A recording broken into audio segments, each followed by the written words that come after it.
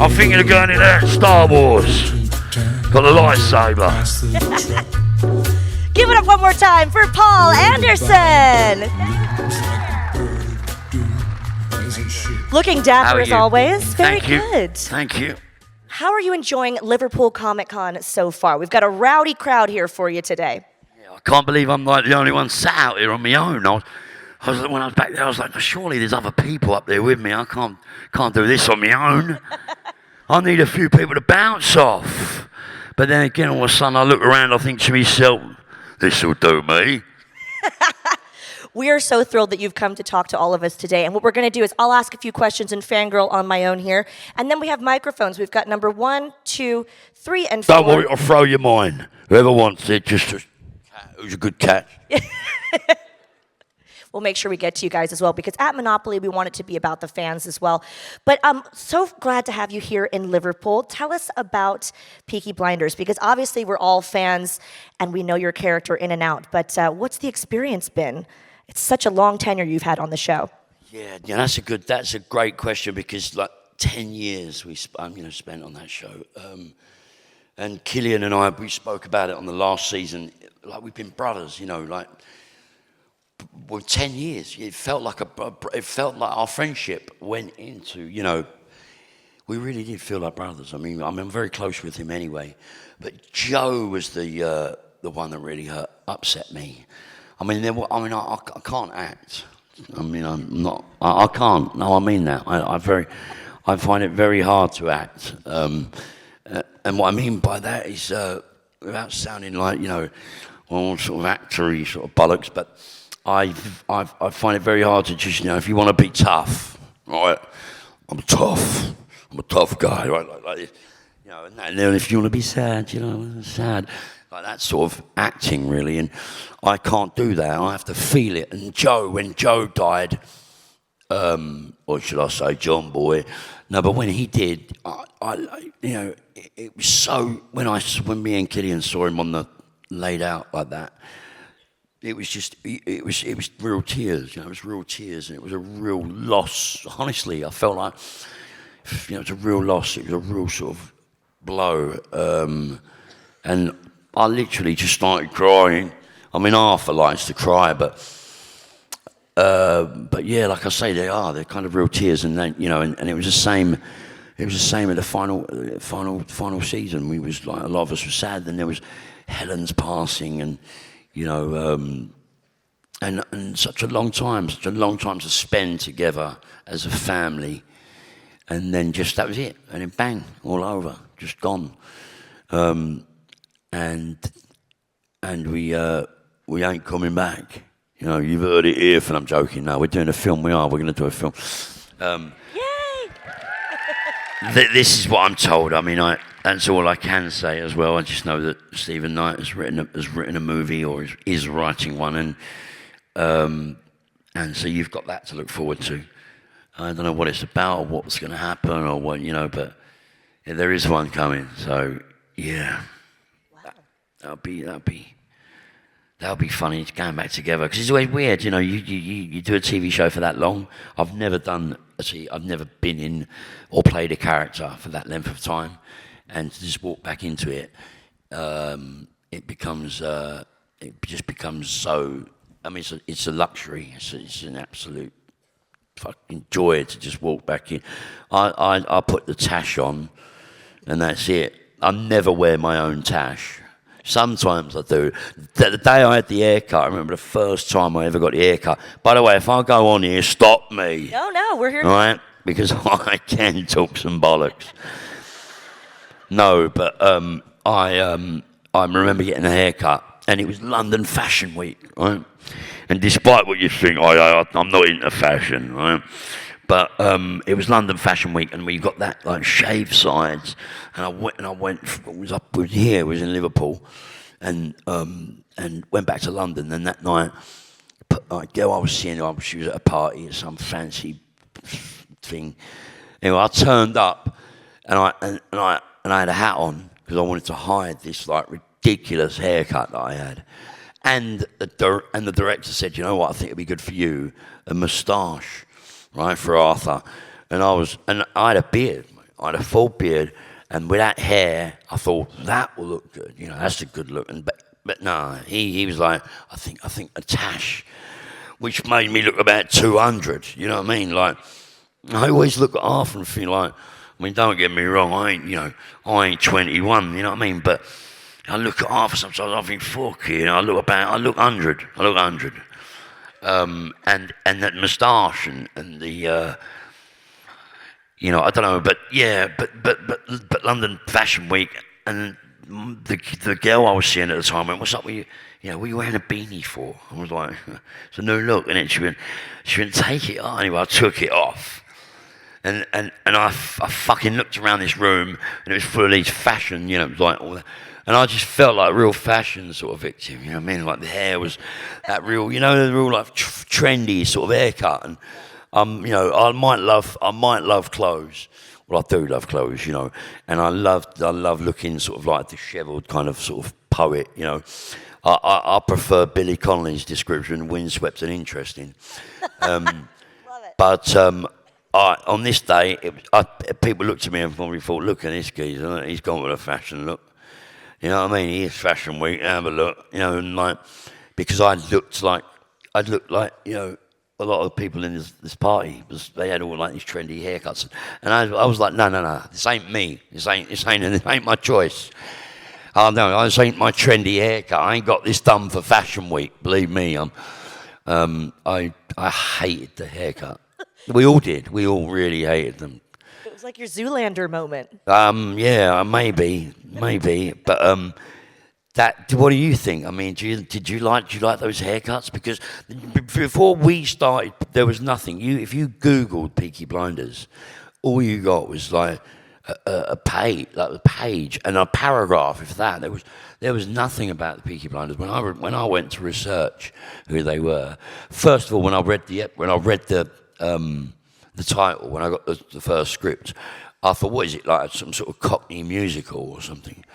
Like, you know, like the Peaky Blinders, like, hey! You know, like, it's a blinder, like, you know, and the name was just like baffling. The Peaky Blinders. And I wondered, what is this? I started reading it, and I was told to read, like, look at Tommy, look at the part of Tommy. They wanted to meet you for that. So, you know, I thought, oh, great. I just went through like any actor. Tommy. My name was all over it. I was like, yeah, I'll do it. You know, I'm all over the script. Anyway, but yeah, so I was pretty shocked when I discovered what it was about. And then the one page, getting back to what I was saying on Google, was that they had quiffs, and they wore like flared trousers and like hobnail boots and sort of donkey jackets. They weren't like dressed the way we were, in sort of like sharp tailoring and, you know, waistcoats, and they never had those crazy haircuts, and that all came from Otto Bathurst and Kate Swindon that was there, and Karen Manderback. That was all their sort of their brains, their creative brains, putting it all together. And then when you put us together in those suits, and they were all tailor made, and it was great. It was great, and it was imposed on us that look, you're not in any period of time. You know, don't think, all right, it's 19. When did it start? 1920? No, wait, 19. Hold on, I'm trying to think. No, started about 1919 or something, and it was like, forget that though. You know, forget that. Apart from, with the exception of having mobile phones and stuff like that, like, you know, just have that swagger of modern day. You know, have that sort of attitude of a modern day. That's why they use music. That's why they use like all the. Hold up, that's you ringing. Put your phone on silent, you bastard. And we did, and it was never set in any period. That was a great note. It was like, don't worry about period, sort of like decadence and the way you sit and the way you carry yourself, and, you know, just have your own swagger, like Peaky, you know, have a Peaky sort of Blinders way about you. And so I copied Al Pacino's Walking the Godfather straight away. you know, being very inventive. And then Killian soon told me, the next time you watch the show, you'll see. Oh well, you know, like in the Godfather, if you watch it, Pacino walks like this. Right, he does. That's how he walks. Both hands like that, right? And anyway, I stole that. Hold up, I'll come down here. This is the nearest I'm ever going to get to be a fucking rock star. I know that, because that's what I wanted to be, mate. When I was at school, I never wanted to be an actor or a footballer or a you know, what they call it, a fireman or something, or a postman. We'll call that. I wanted to be a front man. I wanted to be Jim Morrison or I don't know, Sid Vicious or something. But no, I wanted to be that's what I wanted to be. I wanted to be in a band. Trouble is, I can't fucking sing, can't dance, can't even hold a microphone. Look, I'm spitting down it and everything. Is this working? The sound man, you bastard. No, but I did. That was before I wanted to be a vampire. When I was 7, they asked me, they said to me, what do you want to be? You know, they go around, I don't know if they do that, but at school they asked you that question when I was at school. So what do you want to do, Paul, when you grow up? Don't get me wrong, I was 7. All right? And like, I was like, you know, now what do you want to be? And most kids were like, you know, an ice cream man, right? That was a trade. No, but you know, a postman. Am I going on here? No. Thank you. I'm loving it. Right. I'm just saying, because you do talk a lot. I've noticed that. So just... Very true. Let someone else get a word in, for God's sake.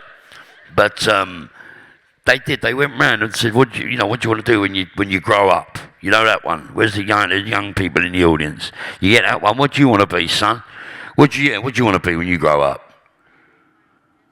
Oh, wow. Hold up. A fucking marine biologist. Hey? A deep sea diver, you mean? A frogman. Say no more. Get him the suit, we'll stick him in it. No, I mean that's great. I wish you luck with that. I mean that. I hope you do, because that's a beautiful thing to be. That's a real job. But when I was asked, right, I didn't say marine biologist.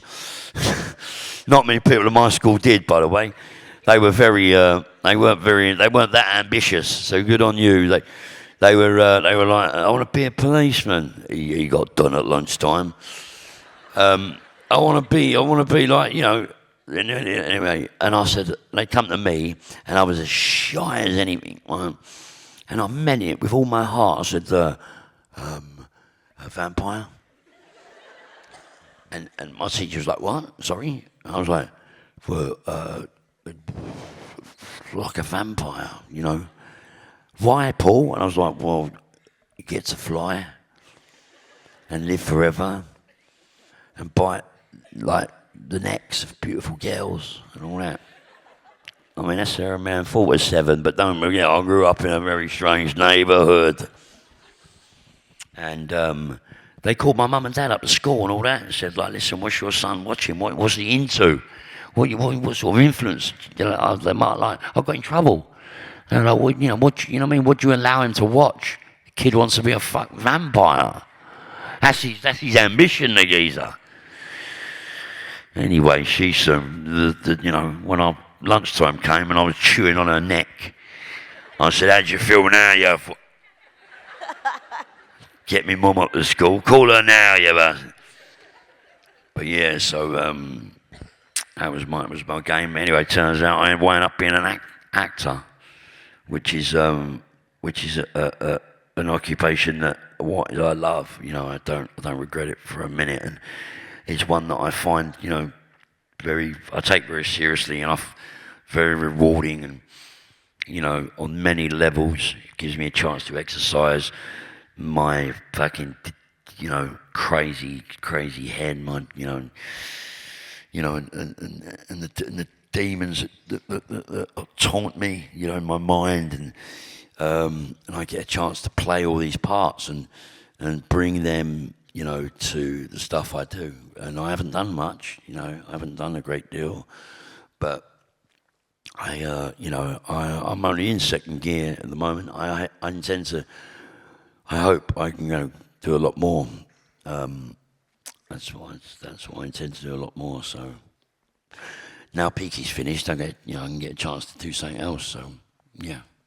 We're so glad that you went down the acting route because it led you here. But if you do ever decide to form a rock band, would we buy his album? Hell yes, absolutely. Well, just one question for me, and then we're going to get to the audience. So get those questions ready. Microphone number 1 and number 2. Hold on a minute. You say, you shut up. Give me a chance. Let me say something. For God's sake, no, go on. We're going to have you guys go to microphone number 1 and 2, so get those questions ready. But one question for me while everyone gets to the microphones. So we here at Liverpool Comic Con, we have all the genres covered. Star Wars, Twilight, Sons of Anarchy. Is there anyone here at the convention that you've been excited to meet or anything that you're currently watching that our stars are in? I just saw Luke Evans. I haven't seen him in a while. That was nice to see him. And because I looked down the line of the when signing, I saw the jawline. I thought, I know that jawline. I've ever seen it.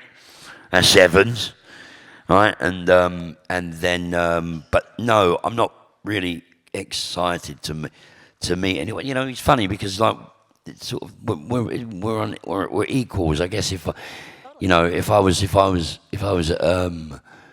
was somewhere like where there was all musicians or something or football players and all that, then I'd probably be a bit like, there's so and so.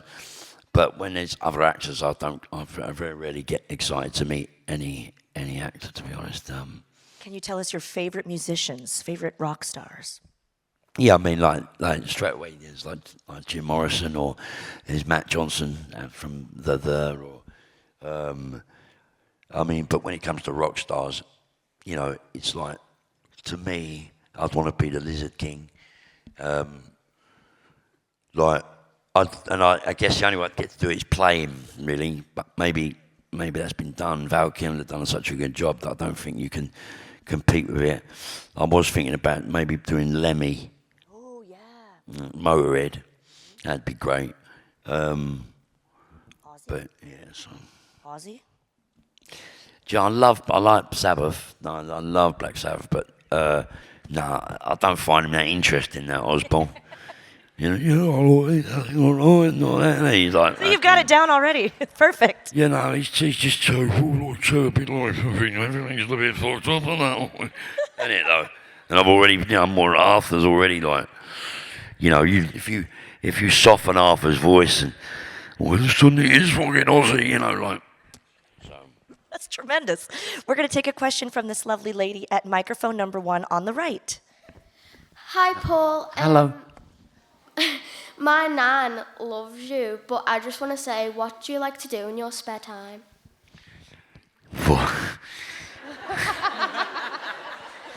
Just realised who I was talking to then. How old are you? No, do you know what? The answer to the real, I like to read, right, in my spare time, because, a lot of actors love the gym, right? Let me be straight with you. They love going to the gym and, training and doing all this stuff. And, oh, mate, I can't think of anything more, just mundane than, the sound of, Radio 1 and the smell of Lynx, Africa, you know what I mean? And just, mouth that testosterone walking about, all that geese, I went to the gym once, knackered me out. I was there just I was giving it all that. I knocked myself out. I was with my cousin who said, mate, take it easy, right? All I wanted was my abs. I wanted to work on a six-pack. I didn't need to, really. And he was like, mate, take it easy. I was like, what you worried about? And the next day, I couldn't move. So what I like to do is, I like to, read, hang out with my friends.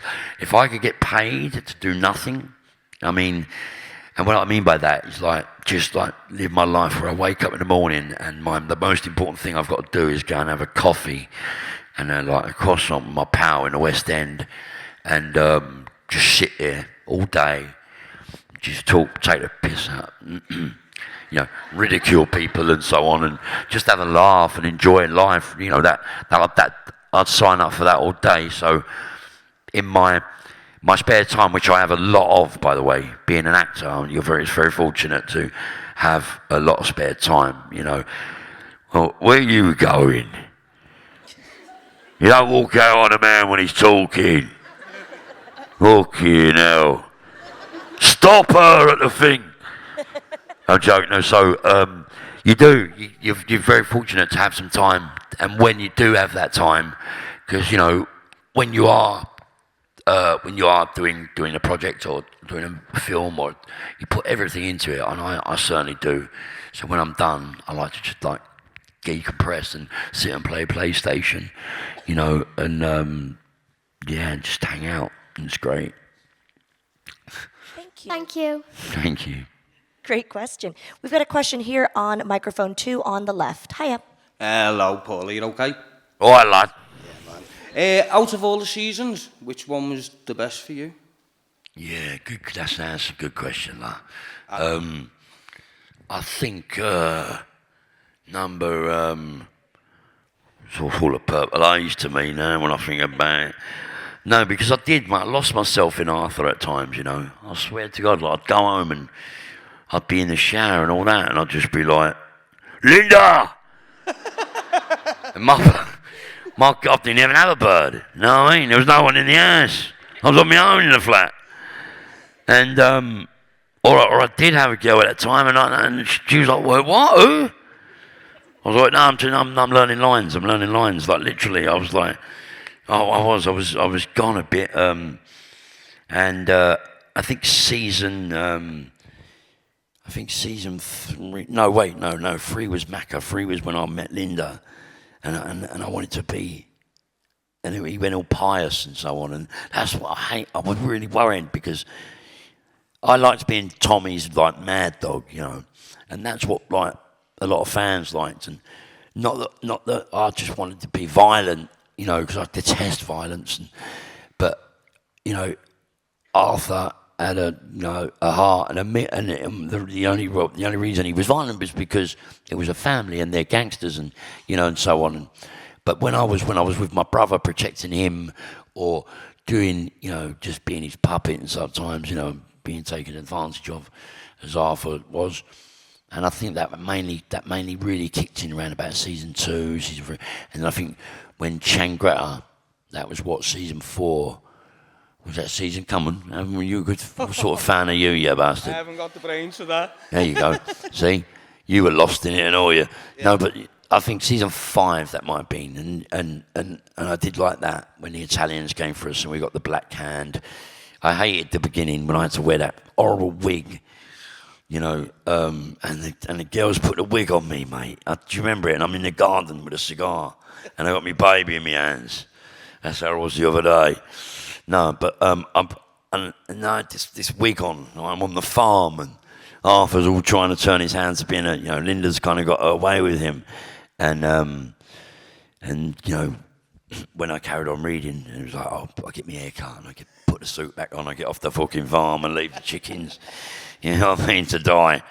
No, I'm joking, but leave that behind and get back into, and then go and attack the Italians. And there was that one scene in particular, with the red paint, when they threw the red paint over me, and that whole sequence was.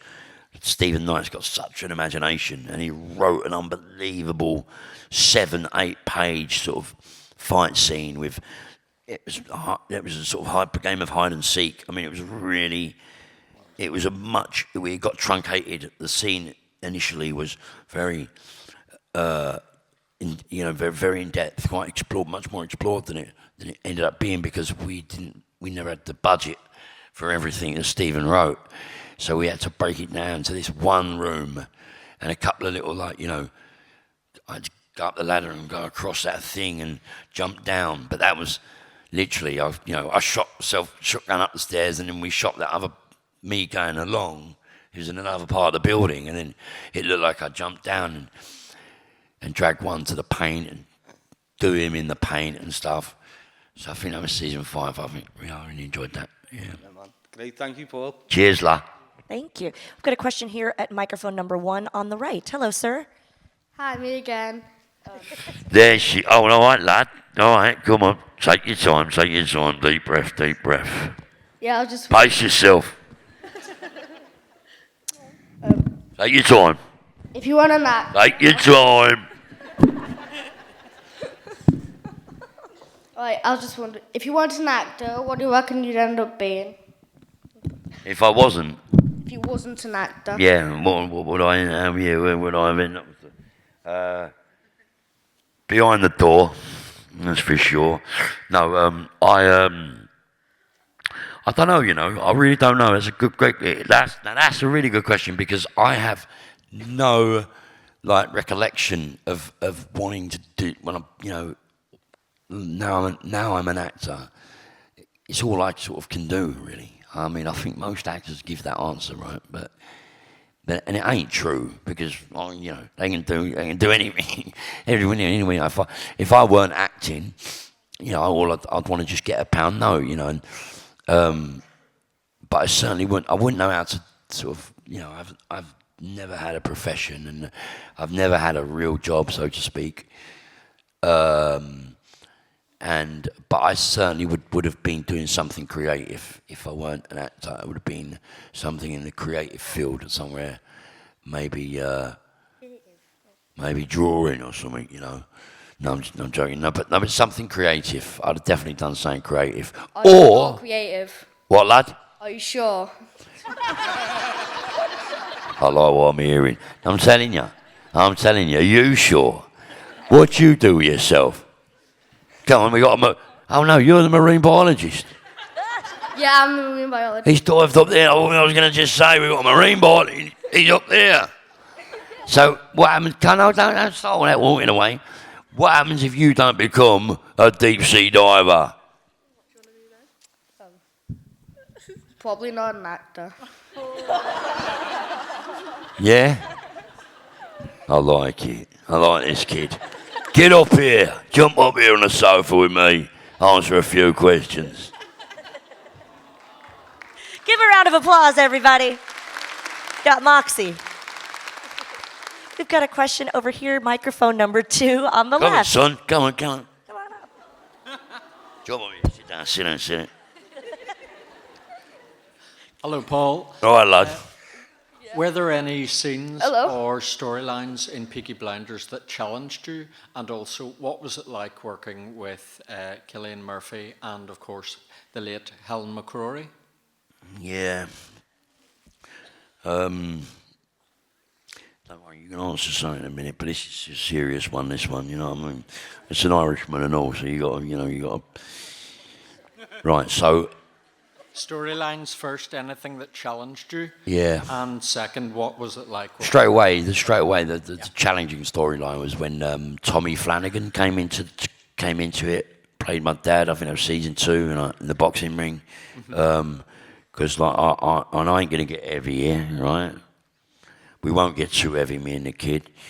But my dad, I never really knew my dad, and he left me when I was about 10 and all that. But don't worry about it. Your dad, your dad's still around? Your dad's still around? Yeah. Is he here today? No. Right, you see what I mean? Exactly the same. That's why you're up here, right? See? Left us, mate. They left us. No, but sorry. That brought up a lot for me because Tommy came into it, and Tommy's he's a Scot. My dad was a Scot. My mum's from Dublin, and my dad's no longer with us, and Tommy come into it, and there he was, right? Yeah, and he's son, and he's doing all this, and he's doing something. He's doing a bit of an Irish thing as well. So, and he's like slanter, and he's doing this sort of. But it was weird. I was looking at him, and it was so cathartic, because I looked at him, and I wanted to when we were boxing, right? So that was it. When we were boxing, I remember getting a dig from my dad, and that was affection. I ain't gonna get too heavy. Don't worry, kid. But basically Tommy was so he embodied. It was like I looked at him like I say I can't act. I can't act. I mean I'm a shit actor. I am. I can't do it. I can't do it. You tell me. You tell me. No, he just said it. Yeah, he's agreeing with me, right? Yeah. Exactly, right. I brought the wrong geezer up here. No, I like. So Tommy, he just looked at me and he made me yearn to be like, to be. I wanted his love, and that was all tough for me. It was all really, really tough, and it was really, and then when he showed it to me in little ways, it was mad, mate. And I hung out with him on the night that evening. I felt myself drawn to him, wanted to be around him, and it was cathartic, and it was very, very moving and very hard, and then he took money off me and he let me down and he abandoned me, and listen, without getting into therapy here, right? But he basically he was my father, he was Ian Anderson, you know what I mean? I don't even call him Dad, I call him Ian, and I don't hate the man, I love the man, I just don't know the dad, so, but. He Tommy was him, and then as for Killian, well, like I say, my mum was born in Dublin. My mum was born, and so with Killian, I've got a very love of my Celtic roots. I don't consider myself an Englishman. I'm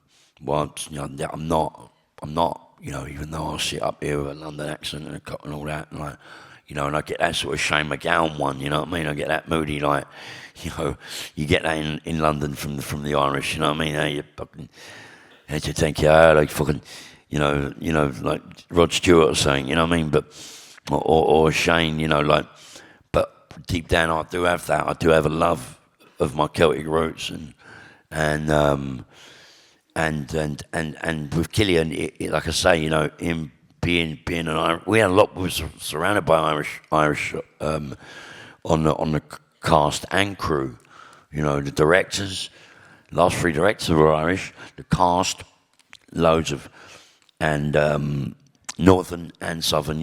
And as for Killian, well, like I said before, we reached levels like very.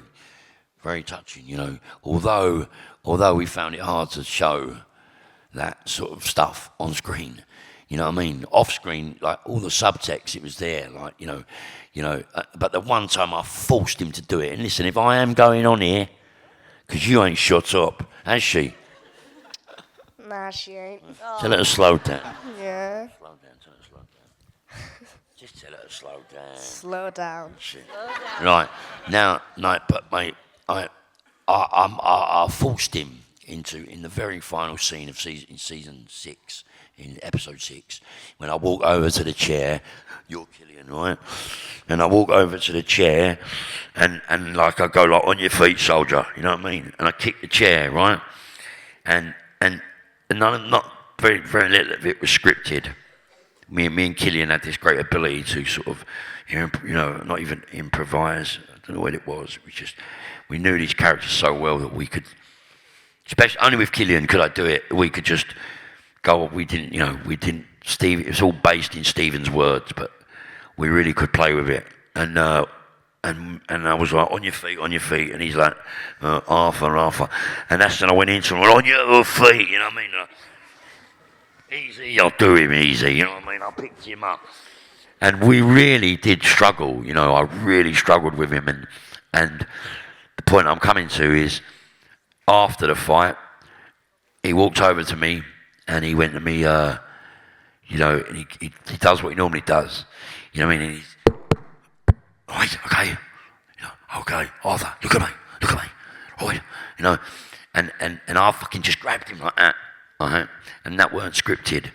And I just fucking held him like that, and I just held him. If you watch the scene, right, we're like this, right, and I'd done it on purpose until it became uncomfortable, until I felt uncomfortable, and so did he. And it's the most affection we've ever showed each other, because we never hugged in it, you know what I mean? We just, and I held him, and to the point of where, like, you watch it, right? We can't stand because it's so the balance, and And he even go out, "Fuck, let me go, you bastard, let me fucking go," you know, me ear, you know what I mean? Like, and then we broke the hug, but that sentence there sums up my feelings for Cillian Murphy. I love him. And Helen McCrory, any memories on set? I remember Helen, and I will be brief because I loved Helen very much, and the thing that gets me is Helen was so selfless, you know what I mean, and nobody really knew what was going on for Helen. We never knew, and she came to me because I was having a rough time with a few personal things during season 5, and she came to me and asked me if I was okay, and was like, but yet she had unbeknown to any of us, she had been diagnosed what? Think I should be the new celebrity? Yeah. You should be. You'll get your chance in a minute, son. Don't worry about that. Stick your hood up and shut your mouth, right? You'll be all right in a minute. But she did, yeah. And she took, you know, and she had what she had going on, and I never knew, and until season 6, I found out before we started shooting, and I rang her, and she cried. It was sad. But not sentimental in any way, you know, because she wouldn't, you know, she weren't like that, Ellen. That's what I mean, like, you know, she came to me and asked me if I was all right, and she was dying of cancer, you know, and all I had was, you know, I cut my finger. I had a paper cut.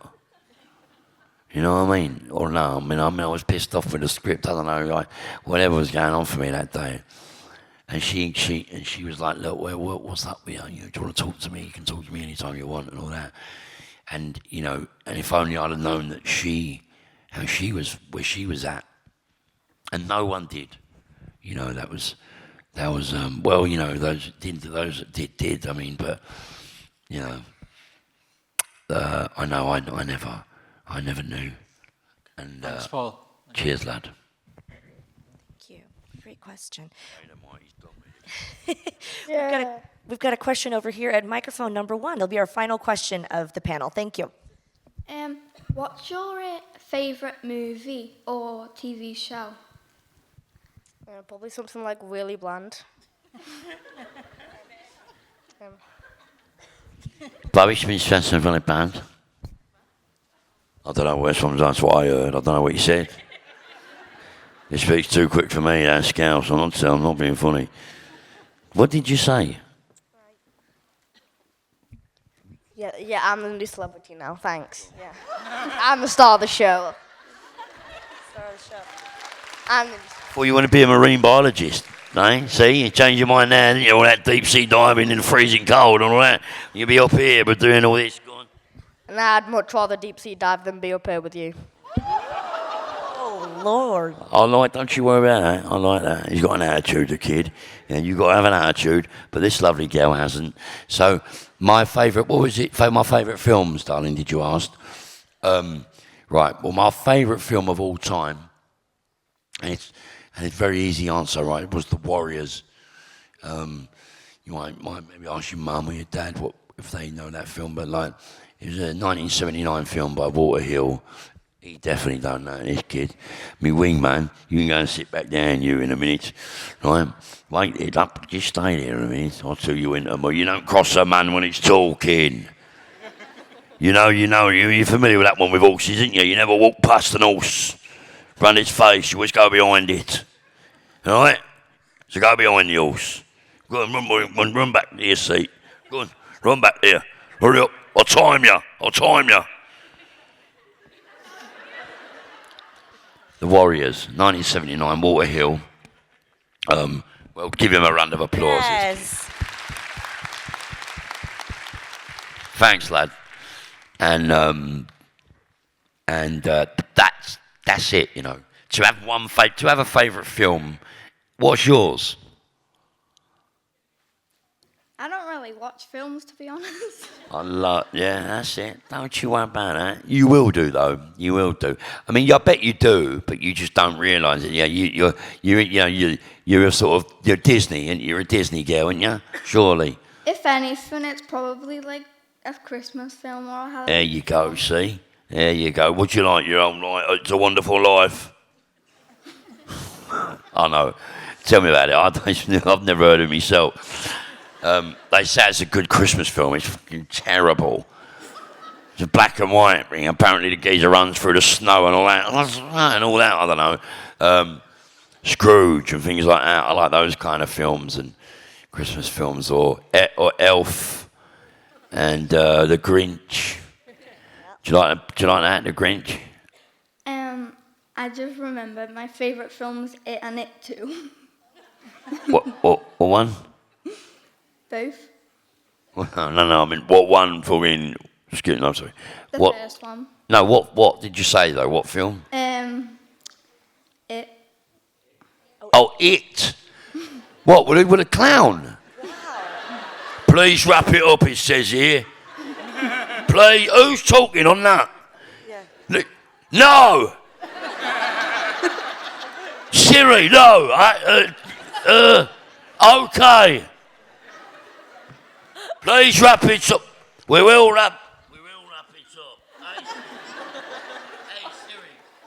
Hey Siri. Yes. Yes. Must be broken. It ain't working. Sorry. Oh, for fuck's sake. What's that doing up there? What's that? I've never even noticed that was up there.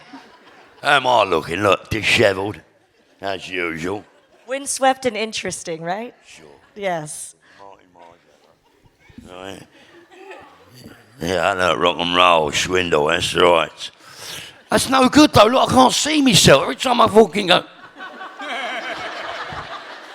I want to get a look at me, look.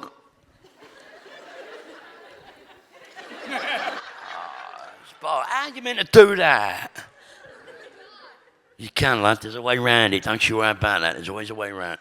Hold up. Oh, there's a message for you there. Got a bit of cologne there, don't you worry about that. Always get a little blast of that on. I don't like to use too much. Never use a lot. You know, that's the old trick, the old trade, that. There's a message for you on the screen. It says, Less is Siri the best, says, yeah. sorry, Paul. There we go. Oh, yeah. Talk Siri. back. Oh, look, hold up. Can you see that? Siri, what sort of phone's this? It's a big bastard, isn't it, eh? How'd you do? Hey, Siri, call Mum. Call Mum. I'll be dialing my mum now, look at me kick. I guarantee it. Let's get her on the phone. Let's get her on the fucking phone. Hey, Siri, call Cillian Murphy on loudspeaker. Phone number for this contact. Who would you like to call? Cillian Murphy. I don't have a phone number for this contact. Who would you like to call? Yeah, all right then, yeah. Phone Leonardo DiCaprio. I don't see a Leonardo DiCaprio in your contacts. Who would you like to call? Tommy Hardy. Calling Tommy Hardy, mobile. There we go. Dialed an incorrect number. Please check the number and try again. No. I can't spell, you see. Now, I've got him in my phone. So, hey Siri, phone Hardy. Calling Tommy Hardy, mobile. You've dialed an incorrect number and try again. Technology is not your friend today, Mr. Anderson. But please share any final thoughts. We know you have to get to your autographs and photo shoots, but this has been so fun. Give him a round of applause, by the way. I love it.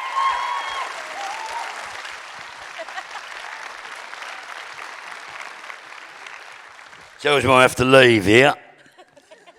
Said he might be go. Right, who's next? Go on, you Get over there, you want to talk to you now. You can hang out a little longer. We just know you have autographs and photo shoots to get to because all these lovely people want to meet you in person. Yeah, but who are you meeting? Who's coming up now? Who's following me? We have the cast of the originals. Oh, Right mate. up your street. It's vampires. Yeah, no, I love it. I love it. Say no more. Say no more. I better go the other way then. I better go this way.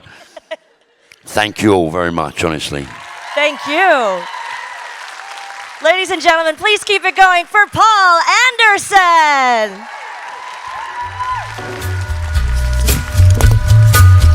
And he will be in the autograph and photo shoot areas today. So